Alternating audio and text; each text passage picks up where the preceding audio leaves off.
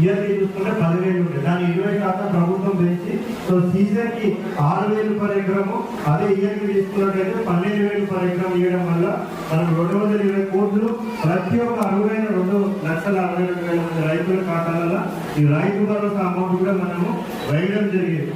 మీ కళ్ళ ముందే అభివృద్ధి కనిపించే విధంగా, మరి మీ కష్టాలు సమస్యలు తీర్చే విధంగా, మీ ఇంట్లో ఒక కుటుంబ సభ్యుల్లా పనిచేసుకుంటూ మరి మీ అందరి ఆశీర్వాదంతో మరి ముందుకు పోతామని చెప్పి మీ అందరికీ కూడా మరి అవకాశం ఇచ్చినందుకు పేరు పేరున మనస్ఫూర్తిగా హృదయపూర్వకంగా మరి ధన్యవాదాలు, అభినందన తెలియజేసుకుంటూ ముగిస్తాం. అందరూ కూడా పంపిణీ చేస్తున్నాం అందరికీ కూడా.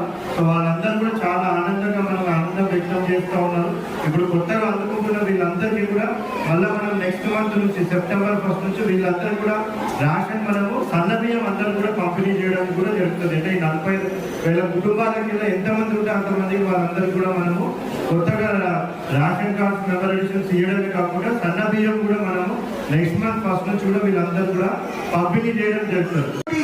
బ్రహ్మాండంగా యంగ్ ఇండియా ఇంటిగ్రేటెడ్ స్కూల్ కూడా మనం తెచ్చుకోవడం జరిగింది అని చెప్పి తెలియజేసుకుంటా ఉన్నా. స్కూల్ ఎవరి కోసం? మన పిల్లల కోసమే కదా. మన భవిష్యత్ తరాలు, మన పిల్లలు బాగుంటే మనం అందరం బాగున్నట్టే. కాబట్టి మరి మన పిల్లల కోసం స్కూల్ కూడా తెచ్చుకోవడం జరిగింది.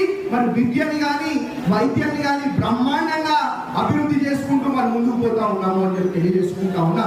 మరి అదే కాదు, మన కాంగ్రెస్ ప్రభుత్వం